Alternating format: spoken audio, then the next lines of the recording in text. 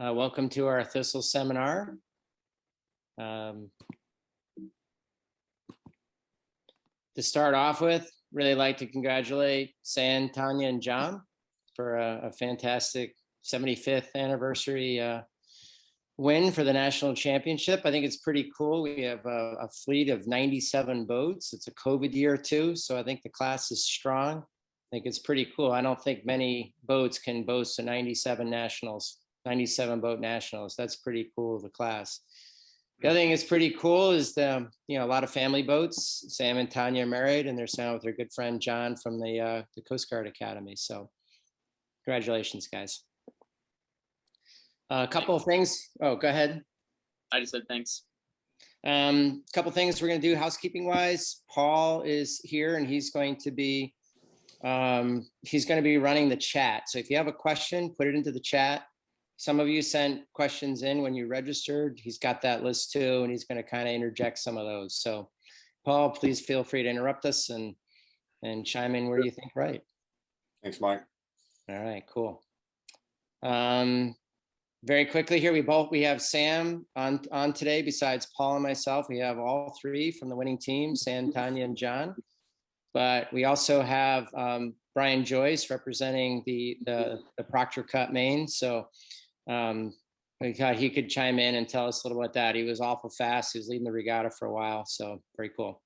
So quick note here, we are making a change. This is for now just a name change, just because of some of the industry things that are going on. Our main that Sam used and I used and some of the other top teams use is the Fisher main. We all know it as the Fisher main, but really we've made a lot of changes to that over the years. We're going to be calling it the VS main in the future, and that stands for Vang Sheet. And we are constantly improving this over the last bunch of years and into the future, probably up to our 7th version that really turned into a new version. And all this while we're keeping the same tuning numbers. Just so you know, as a quick note, if you have a fairly recent sale, you do have the latest version. And if you ordered one this fall, that's what you'll get. We'll be making some changes in the future, but that's just part of our constant update. But moving right along, we want to ask Sam an awful lot of questions about how he sailed. They were super fast. So I want to start off, Sam, talking about your setup and how you did your diamonds and rig and all that kind of good stuff. Sure. First of all, thanks for having me. This is pretty cool to be able to do. So for the rig setup, I kind of, obviously I have spent a lot of time, watching my dad do all this sail testing, but I am, an end user. So it's pretty nice to be able for me just to take the directions that Paul and my dad have written for the tuning guide, and I just follow those to the letter. Before this, we were prepping, and they asked me my numbers, and I didn't know because I have to read the manual every time I set my boat up, and then I forget what the numbers are. So they're nothing special. I'm just doing it exactly how the tuning guide says. So just like it says on the screen, 494 on the rig on the diamonds, 25 on the rig tension. We had about 1.5 inches of pre-bend, and then we adjusted the shims based on conditions. Cool. And to clarify that, since you're doing the same thing I am, you're doing the 1.5 inches of pre-bend and the rig tension. That's with one shim in, I believe. Is that, so at least it is for us? Is that what you guys had too? I don't know. Okay, fair enough. Yes. Yeah. I'm pretty sure. Whatever the book says, that's exactly what we did. Thanks, John. Okay. Sam, I have a question that came in, and it just said, during the week, did you make any changes to your rig setup, or did you just make changes to your shims? So we did make changes to our rig setup, but it was only to get back to baseline. After the first day, we checked our rig tension and our diamonds were off. So we just reset them back to about a 494. And then, I don't know, there were some gremlins going on, and we had to redo it Tuesday evening as well. And then after that, it didn't seem to be changing after that. But the only adjustments we did, really, if we had done it right, would have been just adjust the shims. Cool. Thanks. Yeah, and I do the same thing. I'm not changing the rig. I'm not changing my diamonds or the rig tension. But really, when you put in the shims, you are changing the rig tension. It's lifting the mast up, so it's bending the mast and it's tightening the shrouds. I find like if I have one shim in, it's 25. If I have 0 shims, it's 24 in the rig, and 26 if you have 2 shims in. But that's the only change we make, depending on the conditions. We add and drop shims. And Mike, just to clarify, I know this, but just so everybody watching, when we talk about that rig, our head stand, not our shrouds. Correct. We're putting it on the head stay, and that's with the black PT2 loose gauge, that 25 number. Yeah. So that's correct. And that comes out to 32 on the silver one. And by the way, the diamonds on the silver one are this also the black one with the 494, and the 4 is just barely showing up when it first moves because the lowest number on that black one is 4. I've had a lot of questions about that. Yeah. But one final note on that, if you're using the silver one, is those 494 at the low range, they're the same numbers for the black and the silver. It's the higher ranges, rig tension 25 versus 32. Mike and Sam, another question came in. How thick are your shims? So when you're using 1 shim, 2 shims, 3 shims, are they 3/16 each, or 1 millimeter, 2 millimeter, 3 millimeter? So they're 1/16 each. You're allowed 3/16 of shimming total. You're not allowed any more than that. And each one's 1/16, so you add them up and it comes to the 3/16. So that's a good question. Each shim is an incremental change of 1/16. By the way, I want to address something Sam said a minute ago. He changed his rig to get it back to what he thought it should be, to these numbers.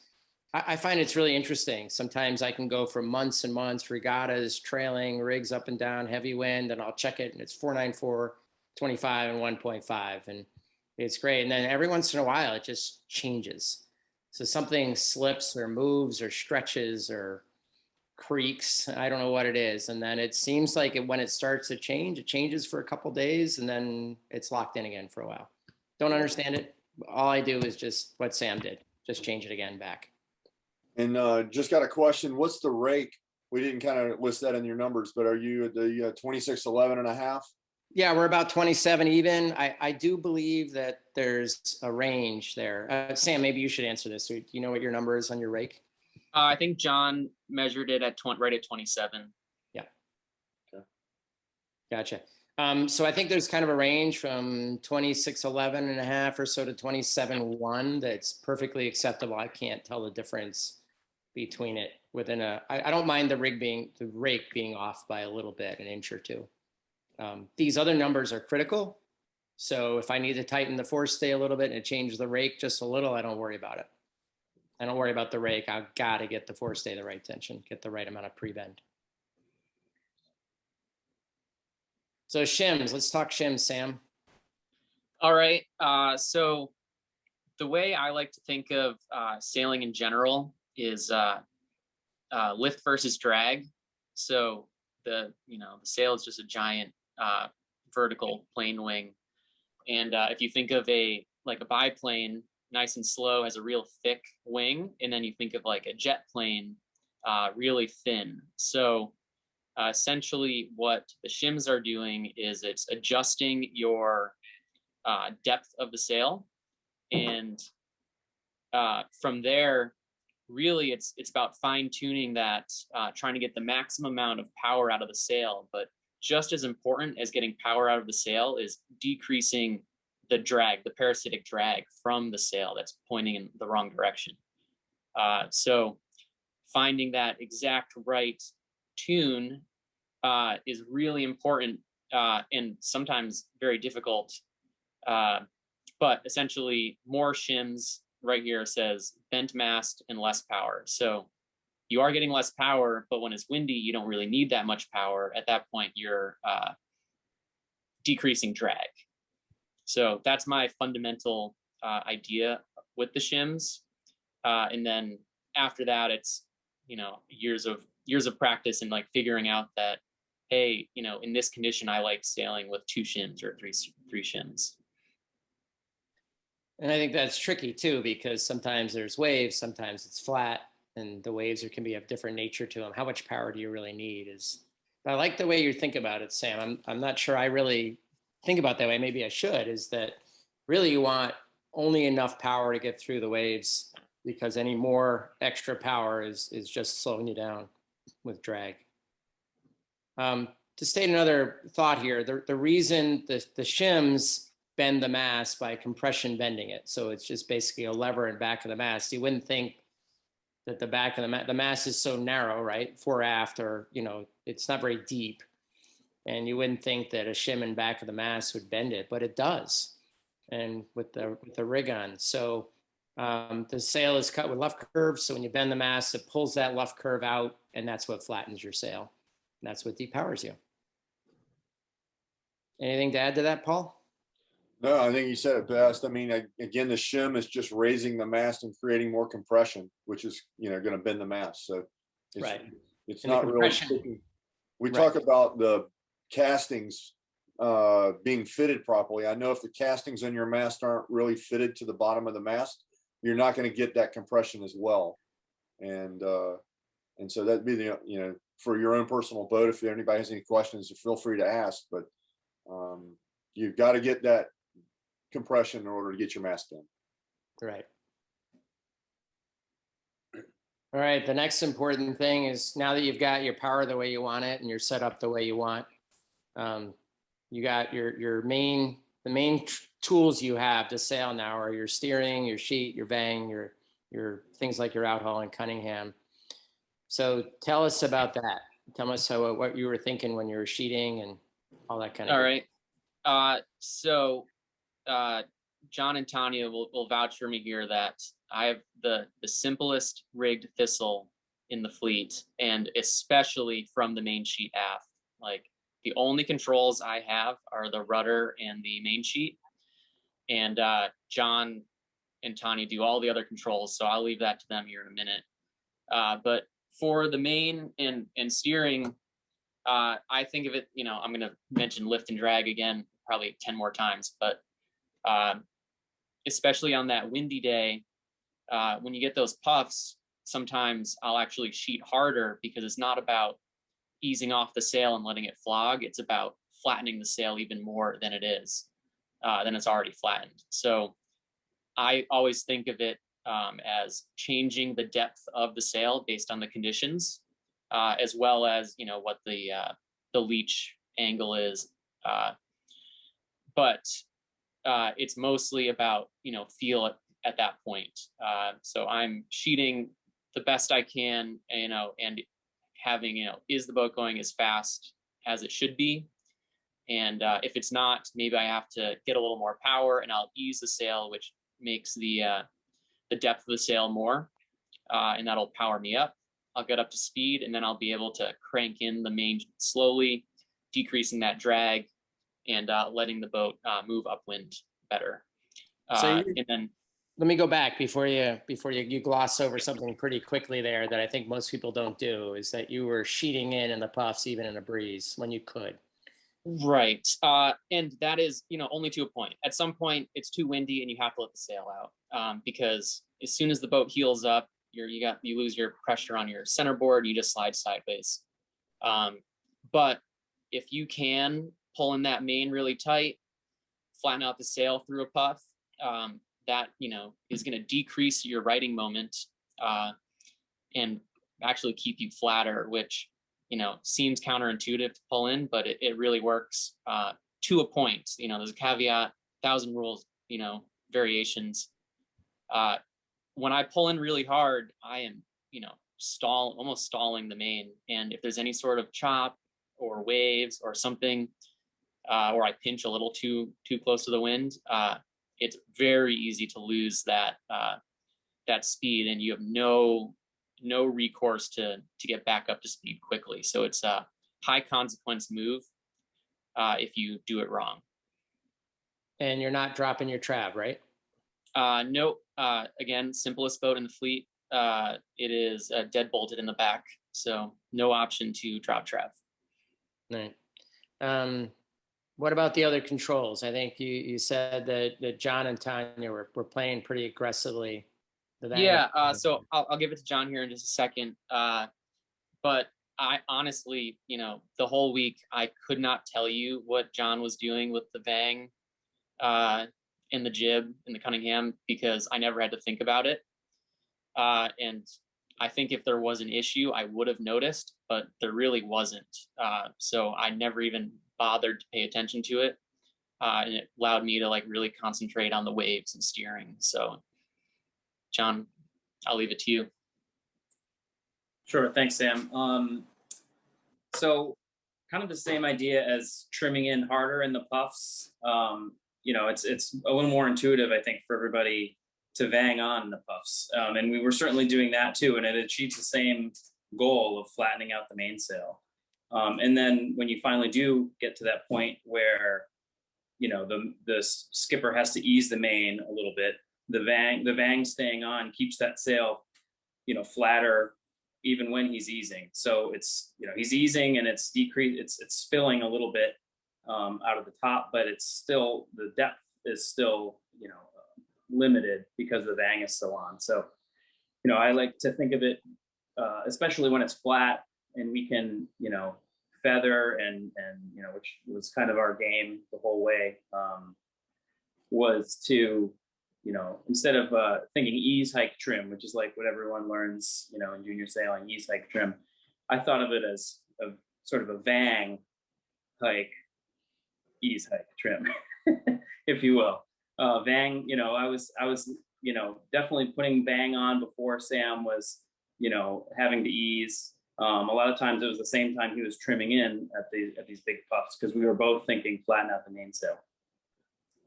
I think you said something really important, John, there, but I sort of want to maybe say the difference between sheeting. Sheeting bends your mast, which flattens it just like the shims, but it kind of does it along the whole mast. Whereas when you Vang, it's jamming the boom into the mast, and it really is only bending the bottom. So you can't just do it by Vang alone, right, John?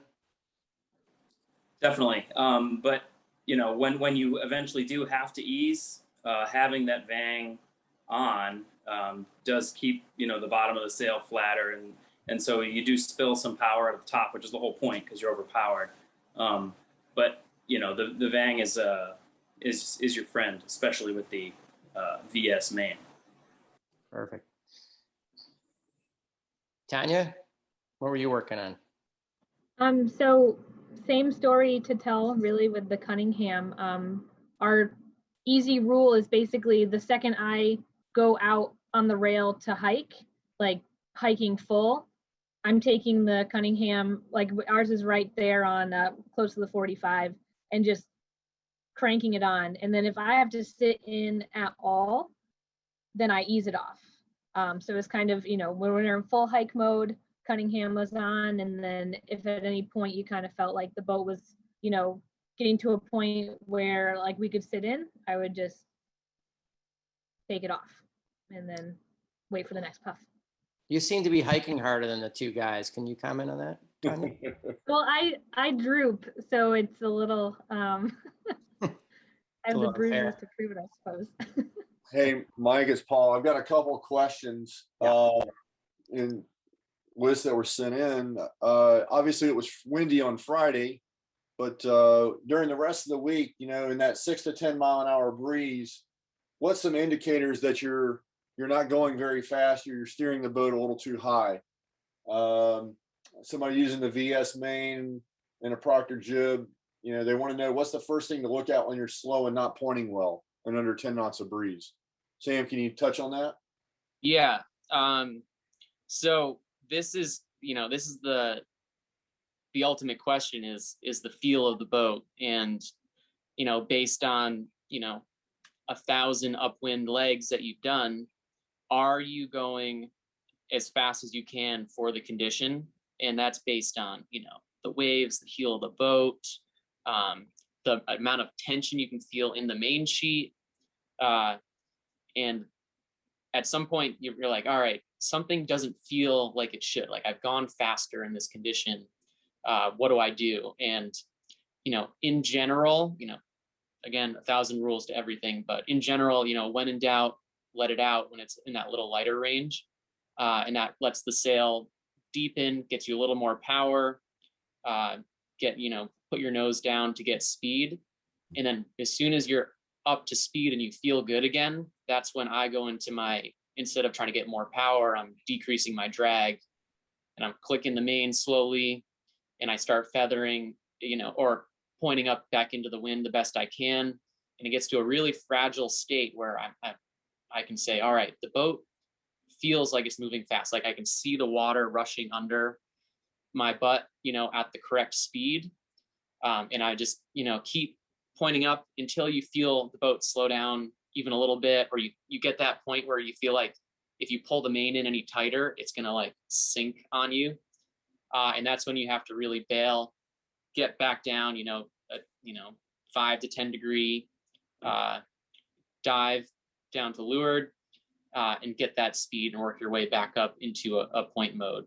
But that's, as a pilot, you talk about, your wings and your drag and everything, but you got to remember we're using a centerboard and a sail, so you got two wings. You got to keep flow over both, so you can really feel the boat. Tell us what that feels like when you're losing flow over the centerboard, let's say. And honestly, it's hard to tell, whether you can feel the centerboard or the rudder more. But if you're sailing the boat nicely, there's a lot of tension you can feel in the main sheet, and the rudder feels really balanced. Where if the boat gets a little slow, or you feel like you're losing flow, is when you do a little bit of a turn and the boat doesn't like react how it should, or how you are used to it reacting. And at that point, maybe you're not getting the right amount of flow across the blades to make the right control input.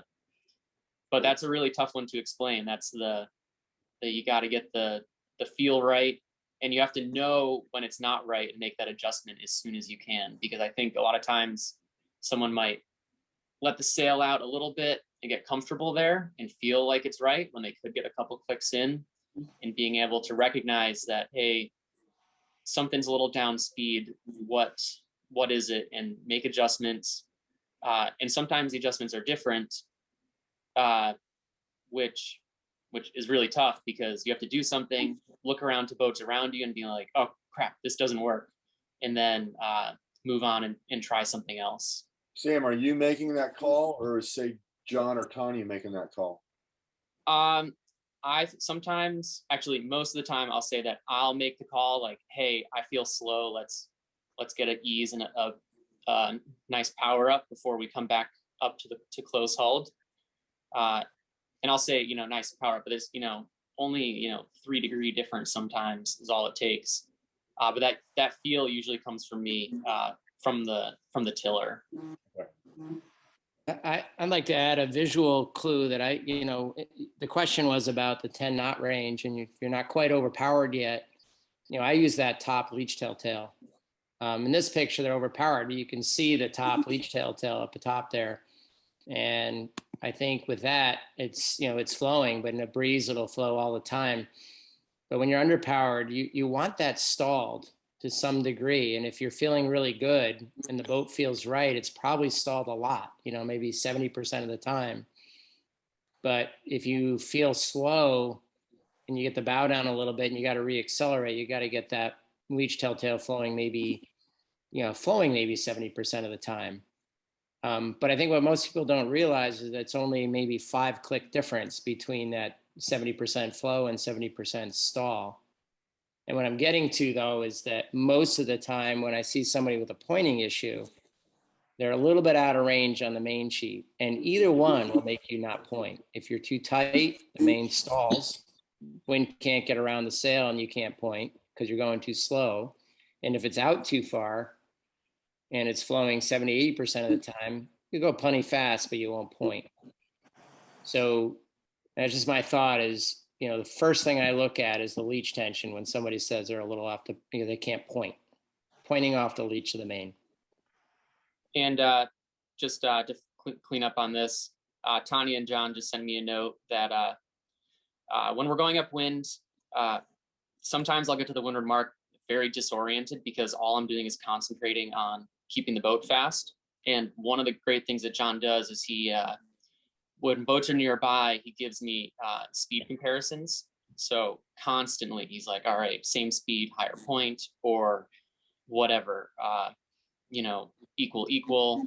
And that helps me gauge like, okay, the boat feels good and we're moving fast, so I'm not going to change anything. Or I'll feel good and he'll be like, hey, something's up, like you're down speed right now, equal point, and then we'll make an adjustment. And then also just keeping the boat super flat. Everyone always pounds this into people's heads, but when you have the boat flat, you can get that neutral helm. And I think that's when you get the most feeling out of the boat. You can feel when the boat moves a quarter of a degree, you can feel it in the rudder. And I think if you're heeled up, you get a little, you end up pulling on the rudder and it kind of masks when there's an issue. So one last thought on the tight main sheet. It does flatten the main by bending the masts but it also tightens your forestay. So I think that's the other reason the main sheet works so well to depower a little bit. And then, when you do have to ease, you actually have to ease quite a bit because it straightens the mast, powering the main, and it also sags the forestay a little bit. So it kind of doubles the effect. So that's just something to think about. It really is pretty nice to be able to pull it in tight when you can and only ease when you have to. Just a thought there. Hey, throughout all this, John, I'd like you to tell us about your jib trim. Talked about the main a lot, so. Yeah, who cares about the main? Let's talk about the jib. Yeah, so the jib certainly went in those medium light winds, between 6 and 10, like we were talking about. On those days we had those, it was really flat water too. And so what was it? I guess it was Tuesday, Wednesday, those days. The jib was trimmed to the feeler almost the entire upwind leg. So the feeler, we have a little, and I think a lot of people do this too, a little zip tie off of the middle spreader that's 10 inches out from the side of the mast. And it's measured. We check it every time we, take the mast down. We check to make sure the feeler's in the right place. Just as so we know where the jib is being trimmed to. It's not, because all the spreaders are slightly different lengths. The screws, the little bolts in the ends of the spreaders are all a little different. So having that set at, a number, and maybe Mike, you can speak to where that 10 inches comes from, but that's pretty much our max jib trim, or maybe it's 10 and a half. Ooh, sorry if I screw that up. It's one of those numbers. But that represents our max jib trim in, any condition. And so those days where, maybe we're all on the rail, maybe not quite, but we're definitely trying to get maximum point in that flat water, the jib is trimmed all the way to that feeler. Now, Monday and Friday, two very different days from Tuesday, Wednesday, Thursday. When it was windy, we were never even close. The jib looking in that upper window was never even close to that feeler. It was especially on Monday when it was light and it was lumpy. I say light. It was not light, but it was not, not full on hiking or anything. But it was very lumpy. So we were, often eased significantly, especially when we had a big set of waves. And I would always communicate that to Sam. So, he knew exactly, maybe if we were coming out of a set of waves, why his telltales were, not pointing where he thought they might want to point. But certainly eased. And then on Friday, when it was big breeze and some wind, especially toward the end of the day, I was easing the jib to, keep the slot open as Sam was having to ease the main. And so it's kind of two extremes. When it's lighter, the jib is eased to power it up a little bit. And then when it's kind of medium breeze, the jib was fully trimmed in to maximize point. And then in the really big breeze, the jib was again eased a little bit just to make sure that we weren't, we didn't have too much side force from the jib because we had, plenty of power, of course. And then also to keep the slot working and big enough between the main and the jib, as Sam was doing a lot of, adjustments with the main sheet. So throughout all this, are you playing the jib in this breeze and this Friday? I think this is a picture from Friday. If you got a big puff, would you ease it, or were you kind of setting it and leaving it once you kind of found a range you liked? I would say, except for the biggest of puffs and the bit and serious wave sets, it was pretty much set. So it was. So we'll say it was blowing 12 to 15 consistently on the end of Friday, and then we had gusts to 18 to 20 at times, certainly on the sail in. It was in those big puffs. Certainly, I was easing because one, the slot, like I talked about, but two, we didn't want to heel because as soon as you heel too much, you lose your centerboard stops working, your rudder stalls out, and so it was part of that too. It was easing the jib, reducing the side force from the jib, because like I said, we had plenty of breeze, and in that big breeze, our the angles we were sailing in thistles are just unreal. It blows my mind every time we sail thistles in big breeze, because we're like 20 degrees apart or something from the other tack. But so only in the biggest of puffs or the biggest of wave sets. Otherwise, I pretty much leave it set after the tack, unless Sam has some feedback on how he's feeling. How about your leads? Did you move them at all throughout the week? So that's funny. We didn't. It felt weird though, because the jib was in a weird place compared to other thistles I've sailed on, as far as where the foot laid on the rail. And so I actually measured where the leads were, both transverse and fore and aft, to see. And I forget the exact number. It's 16 inches or something like that from the outboard side of the centerboard trunk. And it was right on where it was supposed to be. And I compared it to your boat, Mike, and it was exactly the same as that. But for some reason, it was different than other boats I've sailed on, including Sam's boat previously. So I wasn't really sure what to make of that. But no, we didn't adjust leads. Sam's leads aren't even adjustable, I don't think.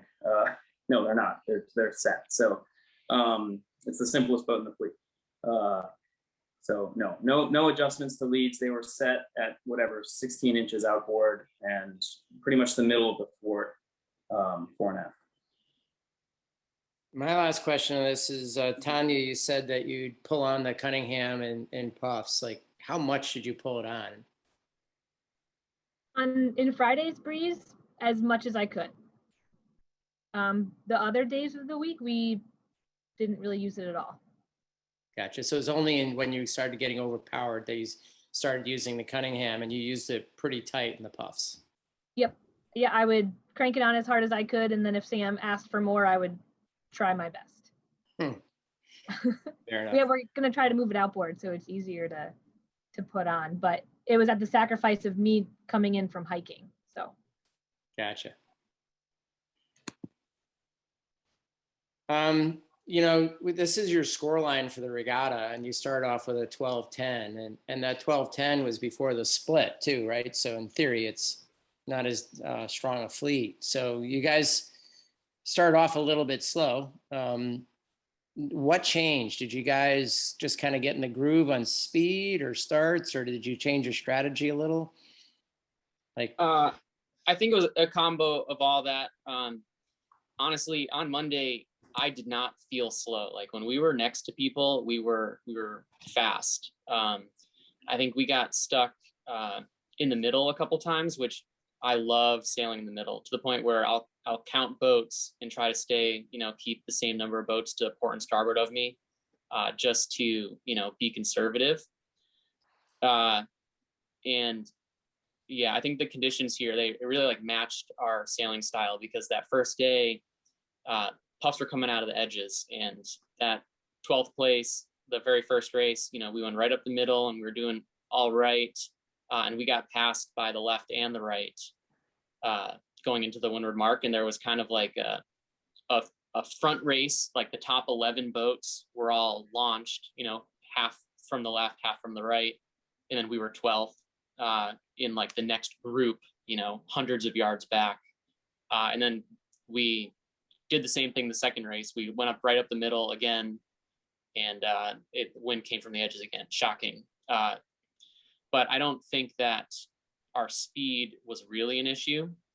Maybe a little bit, we had some kinks to work out. I had some pretty serious centerboard damage on Sunday, so we missed the practice race, and I just a little behind on my boat setup. So we actually didn't end up we ended up waxing the boat on Monday night, which maybe that helped, but I really think we were going fast already.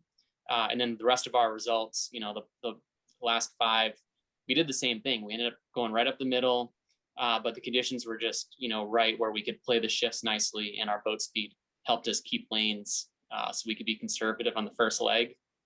And then we went more into like a cover mode, which is our game plan from the start. Gotcha. Well, to make the middle work, you got to be moving fast. So, hey, Sam, I have a question. A couple people want to know, earlier in the regatta, the waves and the winds were kind of not in alignment. And so what differences did you do from port tack to starboard tack based upon the waves? So I think that was Wednesday. Yeah, Wednesday, there was that weird set of waves that was coming off. So on port tack, we were, bow right into the waves, slamming. And on starboard tack, it was more beam 2, and we could like roll through nicer. And John just sent me a note that jib trim was slightly different on both tacks. I think we just felt, we felt different. So we were messing with our controls until we were either matched or faster than people, just using our feedback loop as a crew. It was interesting though, because I felt like on port tack, we must have been going slower, and that's what all like the race data showed later.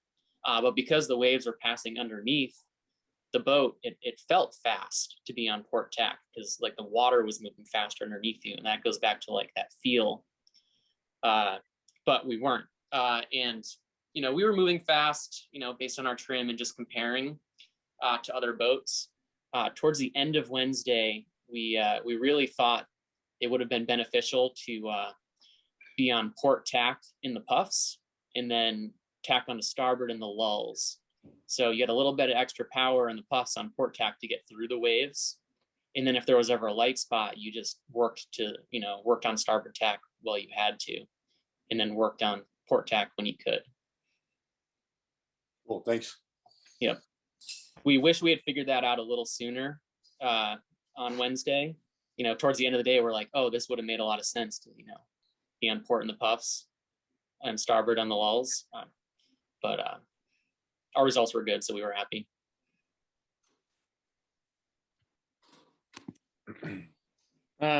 So we had the same sails, and we've talked a lot about our setup and what we did the same and different. But so I think, we really set up exactly the same.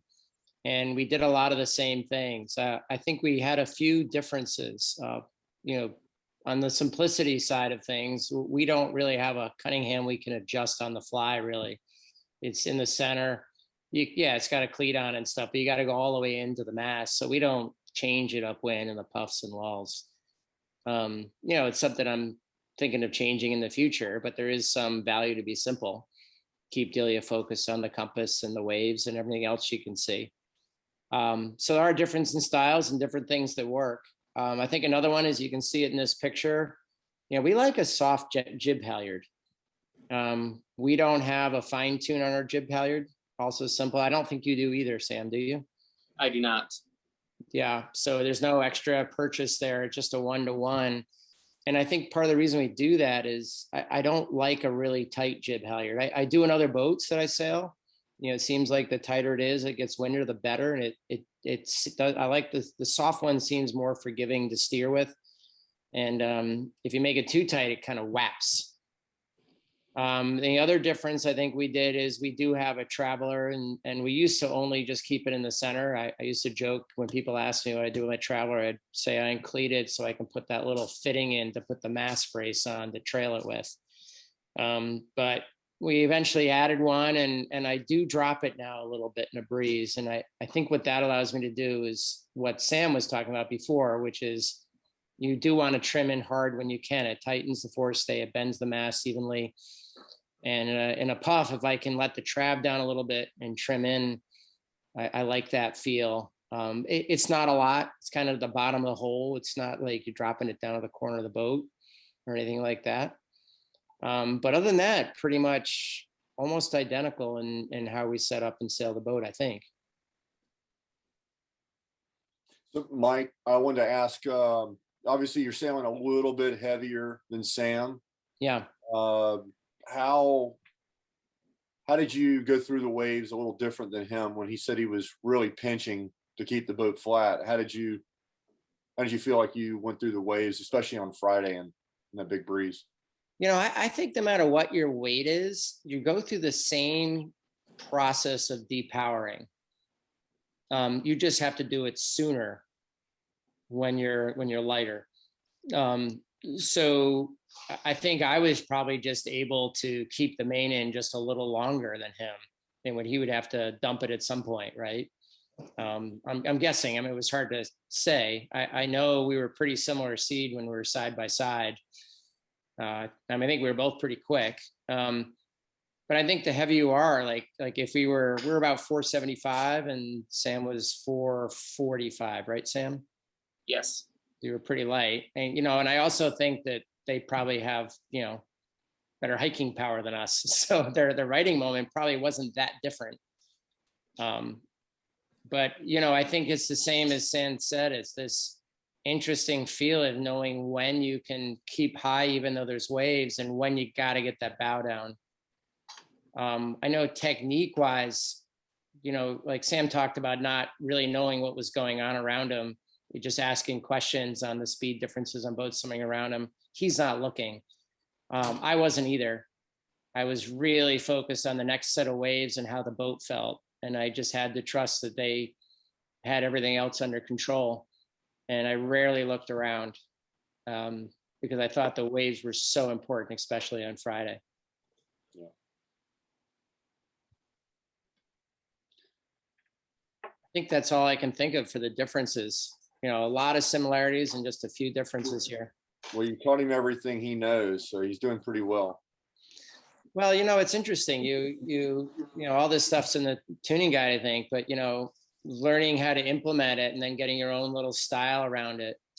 I think I did try using Cunningham for a while, and it really didn't seem to make a huge difference, so I gave up on it. But Sam loves it, and that's great.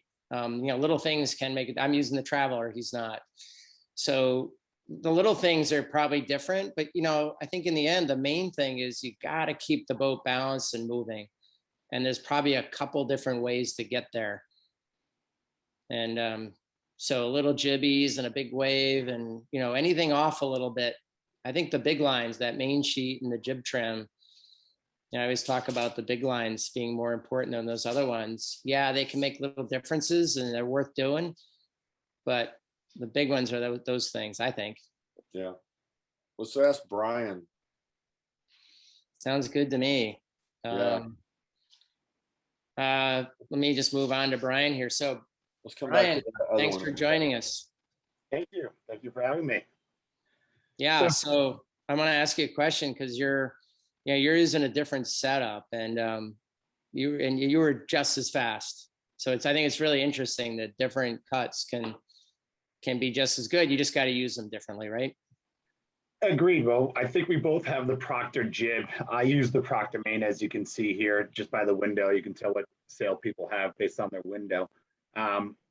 Kind of touching on what you talked about a little bit earlier, I like also having a little softer on my jib. You can see here just a little knuckle in the breeze. We do have a fine tune. We definitely adjust it depending on also how strong your forward crew is getting around the leeward mark. We use the fine tune to either pull in or if it's been over pulled to certainly ease out. But I'm really more of keep my main two blocked in breeze and only have it there as an emergency to let it out. So I actually hold my main in the hand with my tiller, and I'm playing my traveler. So my traveler is up at the rail. You can't see it. It's between me and the middle crew, right at the rail. And as a puff comes on, I ease the traveler to go back to what Sam was saying. I want to keep my foils going. And the way I work with our boat, we're tighter because we're heavier. We sail 515, 520. And for 10, 12, 13 years, we were at like 580. And you should have seen our diamonds then. They were in the 20s the whole time. So we sail heavier. We use our controls later. So I try to keep it 2 blocked, and then I drop it. So here I'm almost 3/4 of the way down, and just trying to keep and then I start to really play the game of feather and wave, and try to kind of come out of the wave in a feathered form and keeping the sail flow. Kind of like what John had mentioned, we keep our jib right at 16 center line. We don't really play. We have adjustments that go fore and aft. We talked about changing it further back in bigger breeze when I drop traveler down to try to open up the slot.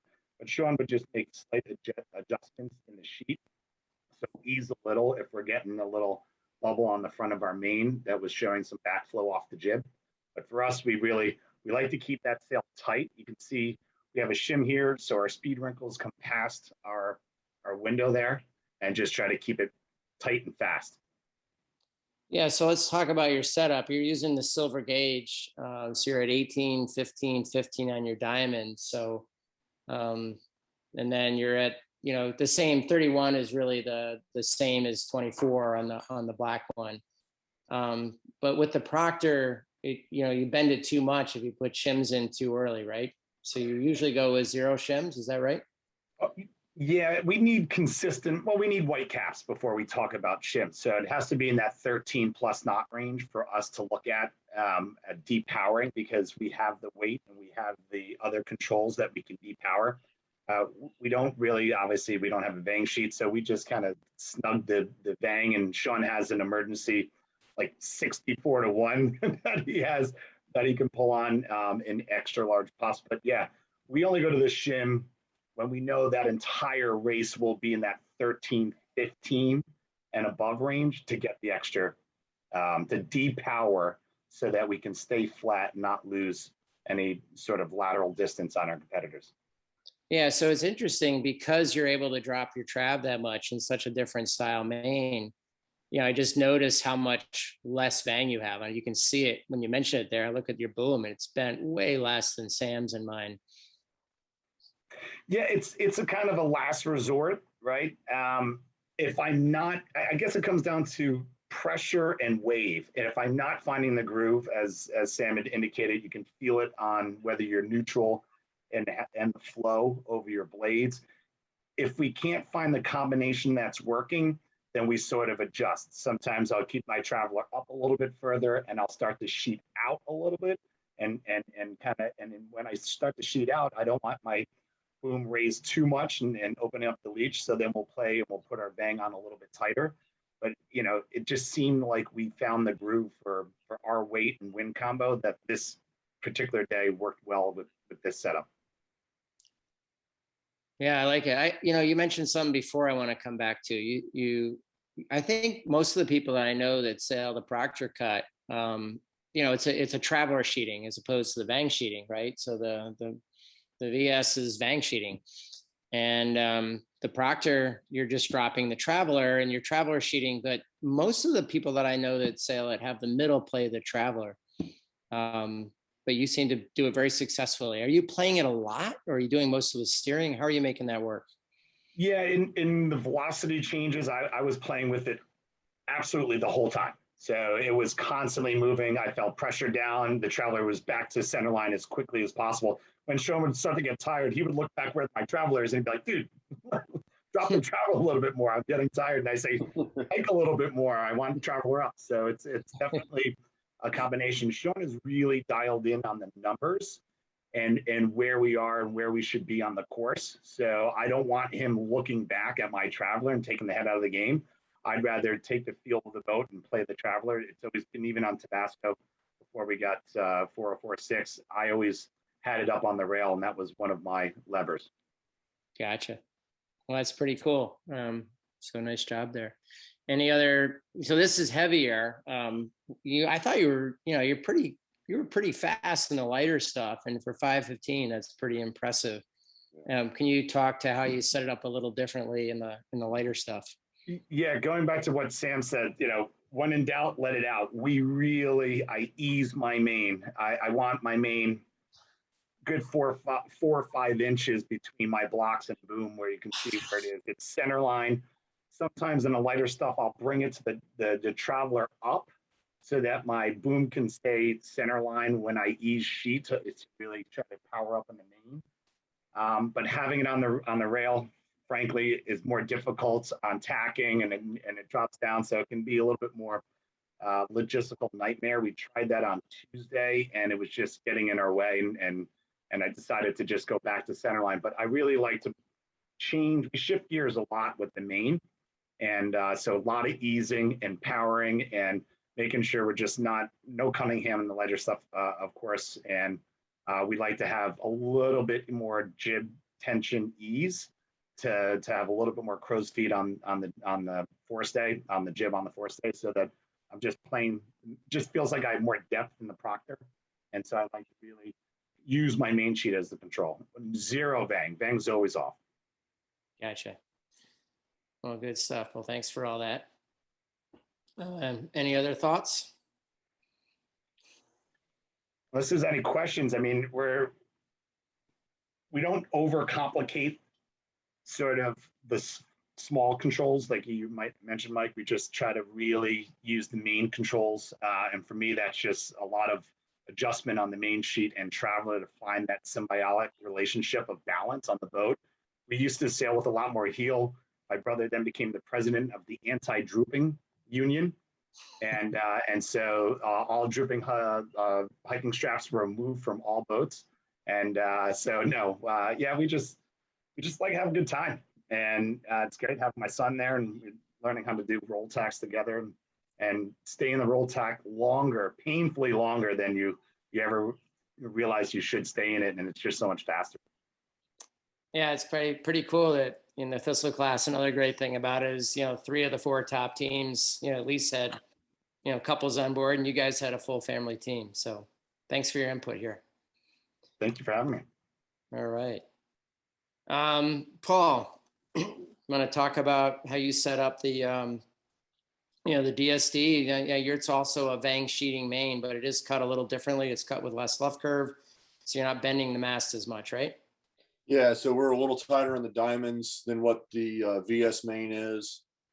Similar on the head stay, and I've got a shaved step, so if I use any shims, it's really in front just to keep the mast from over bending. But we sail very much the same way. Probably rake back a little further.